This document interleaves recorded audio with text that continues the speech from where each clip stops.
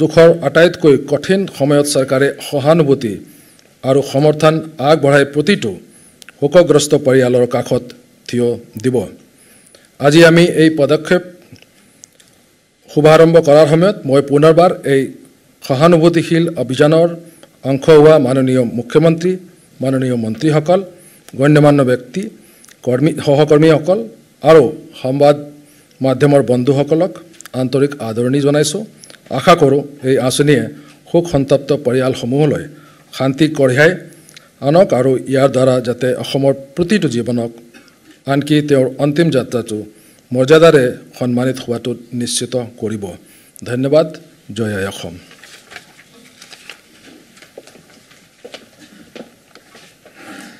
মাননীয় মুখ্যমন্ত্ৰী মহোদয়ক এই আঁচনিখন আনুষ্ঠানিকভাৱে শুভাৰম্ভ কৰিবলৈ অনুৰোধ জনাইছোঁ।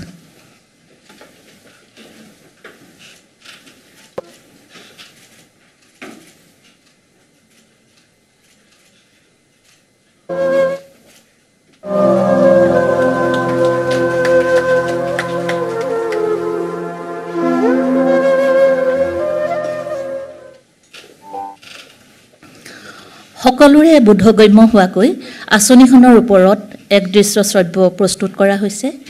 এই আঁচনিখনৰ পৰা কোন কেনেদৰে উপকৃত হ'ব, ক'ত যোগাযোগ কৰিব, এই সকলো এই দৃশ্য শ্ৰব্যৰ পৰা জানিব পাৰিব।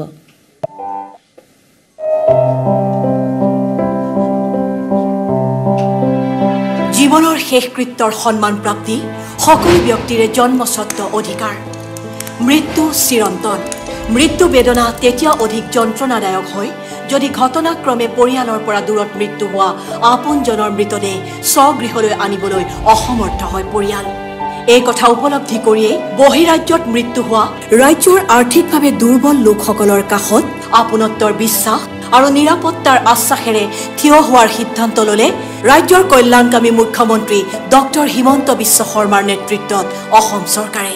আমাৰ ৰাজ্য চৰকাৰৰ বাজেটত এইবাৰ আমি এটা সিদ্ধান্ত কৰিছিলোঁ যে এনেকুৱা যদি ডেকা ল'ৰা আৰু ছাত্ৰ ছাত্ৰী বিশেষকৈ অসমৰ বাহিৰত যদি তেওঁলোকৰ মৃত্যু হয় তেওঁলোকৰ শৱদেহ সন্মান সহকাৰে আমি অসমলৈ উভতাই আনিম।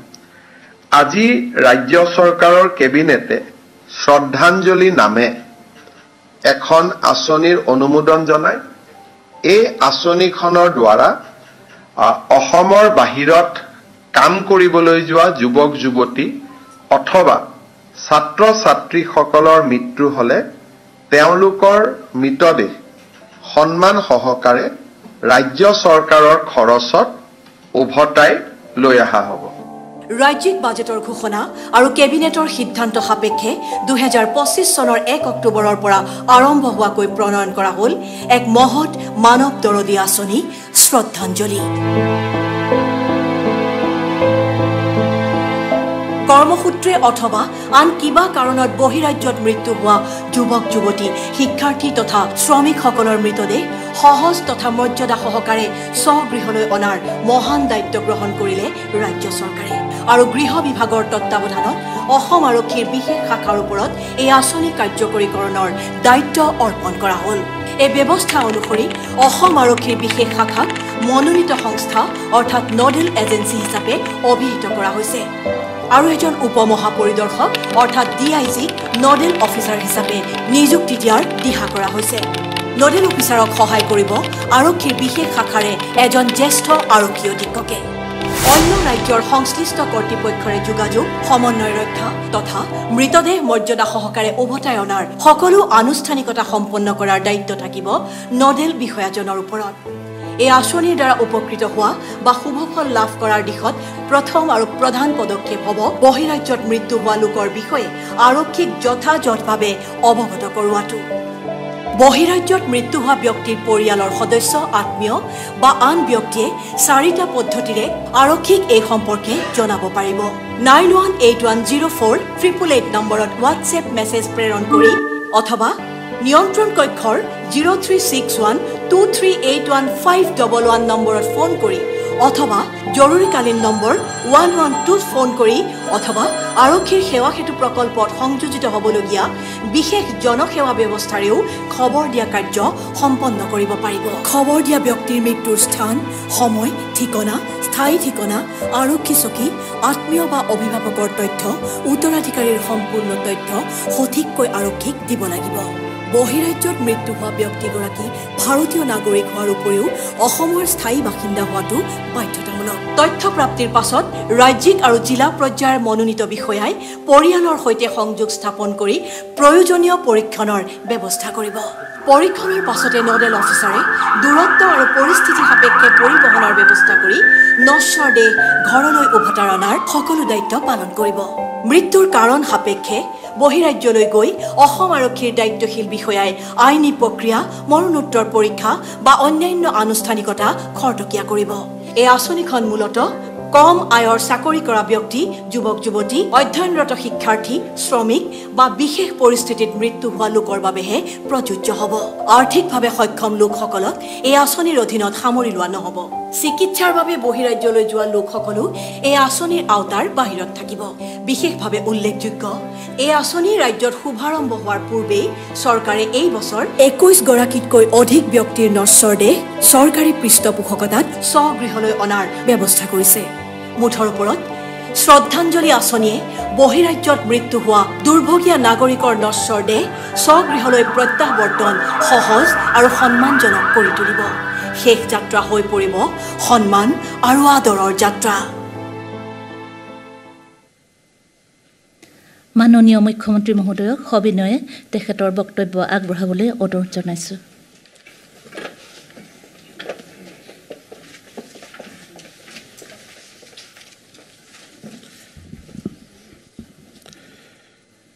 আজিৰ সভাত উপস্থিত অসম চৰকাৰৰ সন্মানীয় মন্ত্ৰীসকল, ৰাজ্যৰ মুখ্য সচিবকে আদি কৰি আমাৰ চৰকাৰী বিষয়া কৰ্মচাৰীসকল আৰু সুধীবৃন্দ, ৰাজ্য চৰকাৰে এটা সিদ্ধান্ত লৈছিলে যে বহিৰাজ্যত কৰ্মসূত্ৰে যোৱা আমাৰ সন্তানসকলৰ কিবা কাৰণত যদি পৰলোক প্ৰাপ্তি হয়, তেনেহ'লে আমি তেওঁলোকৰ পাৰ্থিৱ শৰীৰ শ্ৰদ্ধা সহকাৰে অসমলৈ বা নিজ পৰিয়াললৈ উভতাই আনিম।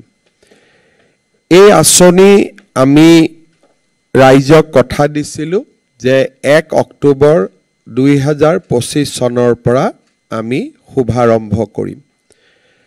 ৰাজ্যৰ বৰ্তমান পৰিস্থিতিৰ পৰিপ্ৰেক্ষিতত আজি আমি 6 অক্টোবৰ তাৰিখে এই আঁচনিটো বা এই আঁচনিখন ৰাইজৰ উদ্দেশ্যে আমি আগবঢ়াই দিব বাবে ইয়াত উপস্থিত হৈছোঁ।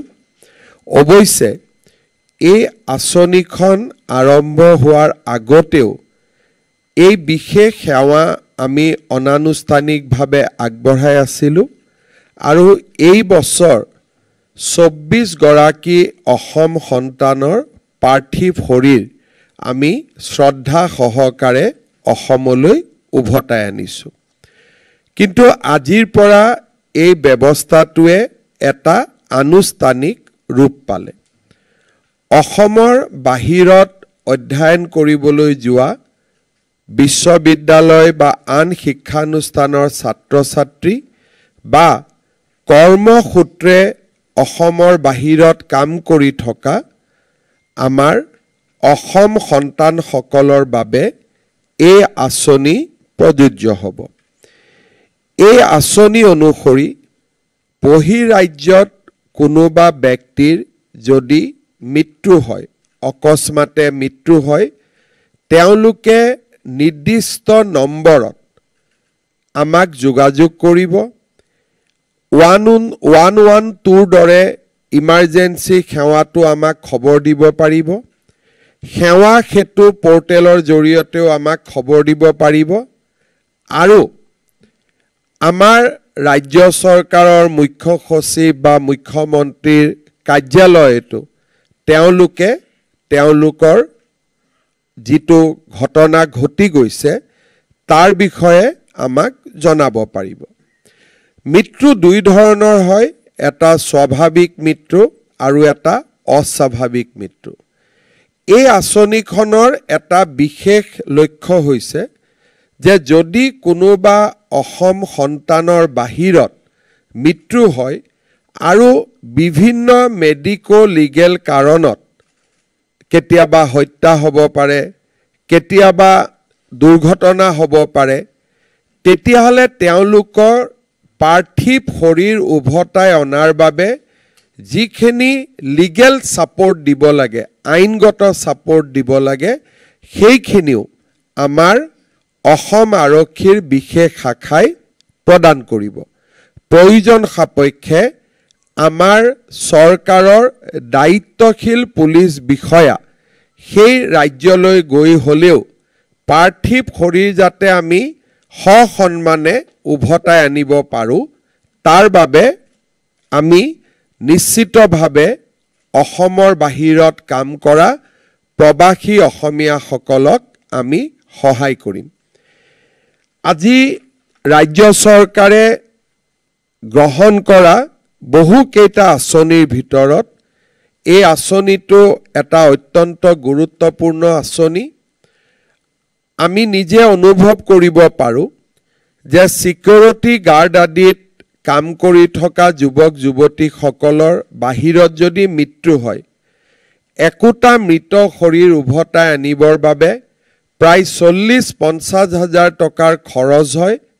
তাৰ ফলত বহু ক্ষেত্ৰত দেউতাক মাকে ল'ৰা ছোৱালীৰ শেষ বাৰৰ বাবে চোৱাৰ পৰাও তেওঁলোক বঞ্চিত হয়, কাৰণ নিজে গ'লেও 40-50 হাজাৰ টকা লাগিব আৰু মৃত শৰীৰটো উভতাই আনিবৰ বাবেও 40-50 হাজাৰ টকা স্বাভাৱিকভাৱে খৰচ কৰিব লাগিব। ফলত বহুত দেউতাক মাক আছে যোনে নেকি শেষ সময়ত বা শেষ বাৰলৈ নিজৰ সন্তানক এবাৰৰ বাবে চোৱাৰ পৰাও তেওঁলোক বঞ্চিত হয়। এই শ্ৰদ্ধাঞ্জলি আঁচনিটোৱে সেইসকল পিতৃ মাতৃক কৰবাত অলপ হ'লেও, যদিও সন্তানৰ মৃত্যু কোনো ধৰণৰ কোনো ব্যৱস্থাৰে পূৰণ কৰিব নোৱাৰি, কৰবাত নহয় কৰবাত অলপমান সকাহ বা অলপমান সান্তনা হিচাপে এই শ্ৰদ্ধাঞ্জলি আঁচনিটোৱে কাম কৰিব পাৰিব বুলি আমি বিশ্বাস কৰোঁ। অৱশ্যে এই আঁচনিটোত আমি কেতিয়াবা মেডিকেল ট্ৰিটমেণ্ট ল'বৰ কাৰণে আমি হস্পিটাললৈ যাওঁ। তেনেকুৱা ধৰণে মৃত্যু হোৱা ব্যক্তিসকলক এই আঁচনিটোৰ অধীনত আমি ৰখা নাই, কাৰণ আমি অনুভৱ কৰোঁ যে তেওঁলোকে যদি চিকিৎসাৰ কাৰণে বাহিৰলৈকে যাব পাৰিছে, নিশ্চয় পাৰ্থিৱ শৰীৰটো উভতাই আনিব পৰা সক্ষমতাও তেওঁলোকৰ থাকিব। সেইবাবে এই আঁচনিটো আমি ছাত্ৰ ছাত্ৰী আৰু বিশেষকৈ যিসকলে চতুৰ্থ বৰ্গ বা তৃতীয় বৰ্গৰ কাম কৰিবৰ বাবে অসমৰ বাহিৰত আছে, তেওঁলোকৰ ক্ষেত্ৰতে এই আঁচনিটো প্ৰযোজ্য হ'ব। মই আশা কৰোঁ যে এই আঁচনিখনে আমাৰ অসমৰ যুৱক যুৱতীসকলক যথেষ্টখিনি সহায় কৰিব। আমি নিবিচাৰোঁ যে কোনোবাই এই আঁচনিটোৰ জৰিয়তে আমাৰ সহায় লওক, কিন্তু ভগৱানৰ ওচৰত আমি সকলোৱে কৰবাত নহয় কৰবাত হাৰি যাব লাগে। আমি ডেষ্টিনিৰ লগত যুঁজ কৰিব নোৱাৰোঁ। অন্ততঃ এই আঁচনিটো তেওঁলোকৰ বাবে এটা আশ্ৰয় হিচাপে, দেউতাক মাকৰ বাবে অকণমান সহানুভূতি হিচাপে এই আঁচনিটোৱে কাম কৰিবলৈ সক্ষম হ'ব। মই এই আঁচনিটো ৰূপায়ণ কৰিবৰ বাবে দায়িত্ব গ্ৰহণ কৰাৰ বাবে অসম আৰক্ষীক বিশেষভাৱে ধন্যবাদ জনাইছোঁ আৰু আমাৰ সংবাদ মাধ্যমক বিশেষভাৱে অনুৰোধ কৰিম যে আজি আমি যিকেইটা ফোন নম্বৰ ইয়াতে দিছোঁ, সেইকেইটা ফোন নম্বৰ তেখেতসকলে যাতে ৰাইজৰ মাজলৈ লৈ যোৱাৰ বাবে কাম কৰে, যাতে ৰাইজে বিপদৰ সময়ত এই নম্বৰটোৰ জৰিয়তে সহায় ল'ব পাৰে আৰু ৰাজ্যৰ আমাৰ ইনফৰমেশ্যন এণ্ড পাব্লিচিটি ডিপাৰ্টমেণ্টকো মই অনুৰোধ কৰিম যে এই ফোন নম্বৰ কেইটা তেওঁলোকেও যাতে বহল প্ৰচাৰৰ বাবে ব্যৱস্থা কৰে পুনৰ এবাৰ সকলোকে আকৌ এবাৰ মোৰ ধন্যবাদ জনাই এই শ্ৰদ্ধাঞ্জলি আঁচনিটো অসমৰ জনসাধাৰণৰ বাবে উৎসৰ্গা কৰি মই মোৰ বক্তব্যৰ সামৰণি মাৰিছোঁ ধন্যবাদ জয় হিন্দ বন্দে মাতৰম